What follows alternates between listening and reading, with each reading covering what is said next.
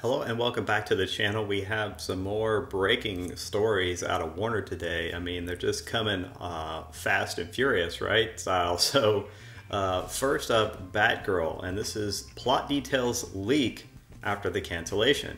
So Batgirl, why did it get canceled? First of all, it was woke as fuck. Second of all, Batgirl was going to be the bestest ever. And just more, Ray horseshit, basically. And finally, what does this have? What does this mean for the rest of the DCU? What else is going to fall next? So without further ado, let's get into it. So Batgirl plot details have been revealed, which follows the news of the cancellation at Warner Brothers Discovery. Warner Brothers Discovery decided to completely shelve the flick and won't be releasing it on any platform ever. Trades are offering the cancellation comes about as Warner Brothers Discovery and CEO David Zaslav is now in charge, who decided to cancel Batgirl after the flick tested negatively with audiences. This is weirdly written, but basically, it didn't test well in the screen test. Also, its low budget didn't match up to fan expectations. Yeah, the strategy going forward, which has been stated by Zaslav himself, is we go theatrical and then we stream. And that's how he's going to do it. That is his strategy to make money with films. And I think this is an easy way for him to also, or just another reason why he was ready to jet this Batgirl. One, based on the plot, I can see why it didn't screen well. But based on the quality, when you see things like the costumes and you see images from that have been released so far, you get to understand why he cut this. It doesn't have theatrical quality. I'll say I'm not that surprised Batgirl got canceled, as it features a woke Latino Batgirl and Barbara Gordon in a story that sounds downright awful. Also, it was supposed to be released later this year on HBO Max, but how can that be when Michael Keaton hasn't been introduced in the Flash movie? Yeah, this is just another reason why things weren't matching up anymore. Look, the Flash has continuously been pushed back. The part of this is, look, there's the Flash movie. The Flash movie introduces the multiverse. Apparently, the Flash movie will introduce Batgirl, and will also introduce Supergirl. And that has to come first. And I spoke about this yesterday, that there's this sort of like give and take, and that because of the things that are happening with this movie, it's going to affect the Flash movie as well. And now it looks like it's going to affect even yet another movie. Okay, so Batgirl also happens to be directed by directors of Marvel's Miss Marvel series, Marvel's least watched Disney Plus show, and written by the writer of Birds of Prey and The Flash. This is all part of Zaslav coming in, riding the ship, and figuring out what he wants to do with these properties. He's repeatedly said that DC is the most valuable property that Warner has, and that he feels like the purpose of DC should be to be able to basically power the rest of Warner, to be able to fund their other movies and their other projects. And when you think about it, that's not too far off. For example, let's look at Aquaman. This was a movie that cost about $160 million to make, which means it needs to break even at $320 million. Well, worldwide it made $1.1 billion. It definitely made enough money to not only turn a huge profit, but to then power other movies. So let's get back to Batgirl, and let's see what the plot of this thing was. Batgirl plot details. According to Twitter user viewer Anon, the Michael Keaton Batman is only featured in 5 scenes in Batgirl. Now, it was widely rumored that this was basically going to be a Batman Beyond style of story, where Michael Keaton as Batman was going to be an older Batman, and he was going to basically mentor Batgirl. Well, that doesn't seem like that was going to happen. Here's the scoop. Get this.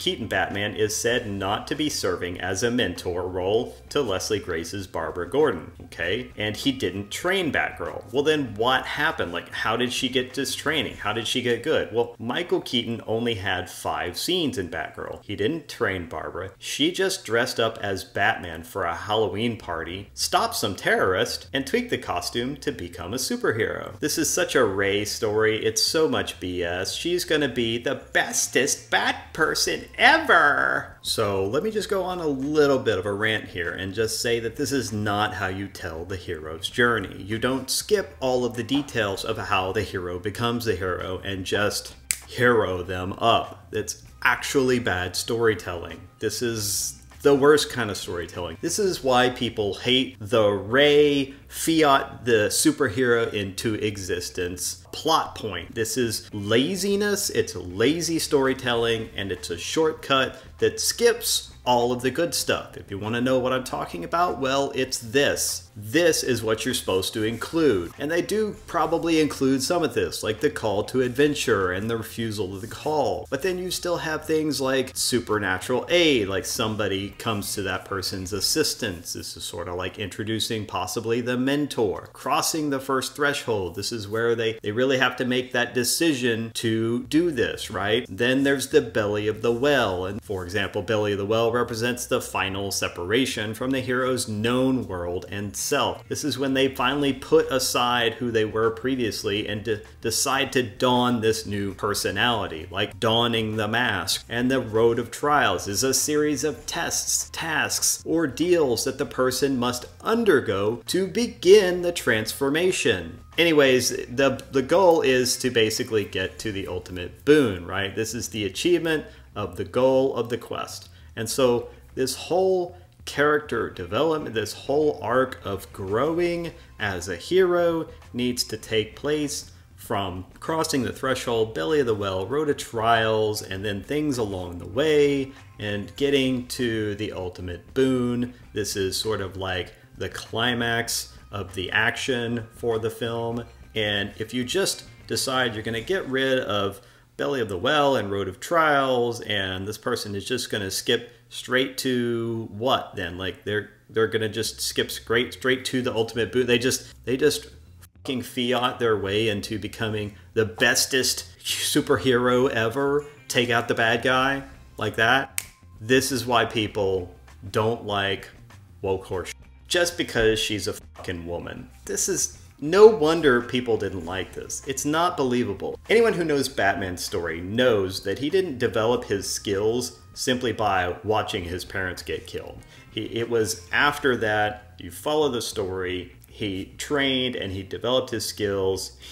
He studied with Ra's al Ghul, all of that stuff. So there's an entire backstory of years where Batman was basically training to become Batman. It said the footage involves Keaton as Batman in only 2 scenes. He meets Barbara twice in costume, first on the street telling her, hey, you shouldn't be doing this, then in one of those big Tim Burton-y towers where he helps her with something she needs, and the last scene of the movie was them teaming up and diving off a gargoyle to fly around Gotham.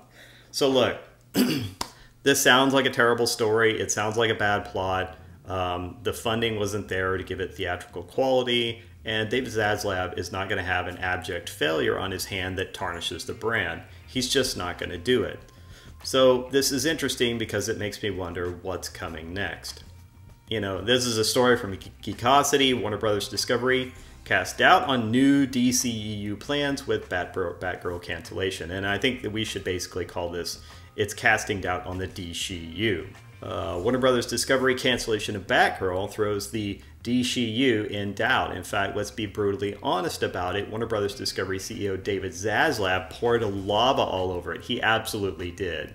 First, he tossed the old regime, yes, and Sarnoff, goodbye. I wouldn't be surprised. I think Walter Hamada's out too, basically. Like maybe it's not been announced yet, but I'm pretty sure he's gone.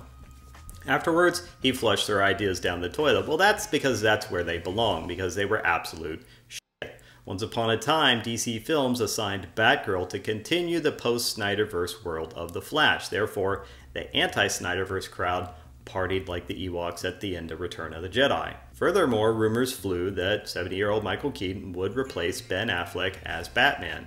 Henry Cavill's Superman was murdered as an infant, and Batgirl would protect the streets of Gotham. This is the storyline, right, of basically Flashpoint. This is the Flashpoint movie storyline.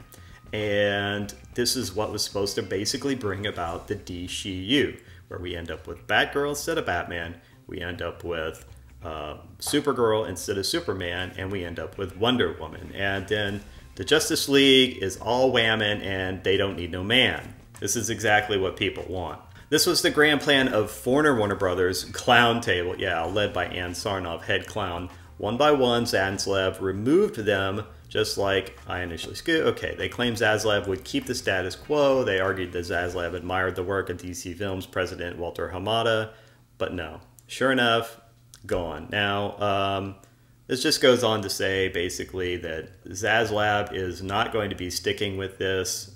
He's basically jetted this. He gave up on Hamada's post-Snyderverse plans before before they damaged the brand further.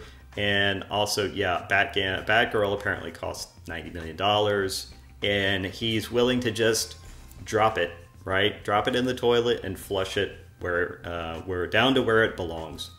Yeah, cast doubts on the DCU plans with the Batgirl cancellation. So I don't know about this. This is interesting. The day before the news hit the fan, I leaked an insider's disappointment about Batgirl on Scoop Center. I told Sil Abdul, they said Batgirl is the Big Mac of Hamada burgers. It's bad. Sure enough, Warner Brothers Discovery believed the same. On the other hand, the corporate line claims it's a tax write-off. Ultimately, yeah, it will be. Nevertheless, I doubt that that's the main reason. No, they already made the movie, right? It's already in the can. They can release it. But the problem is that the storyline isn't something that people like. Guess what? People don't like it when you get rid of Batman and Superman.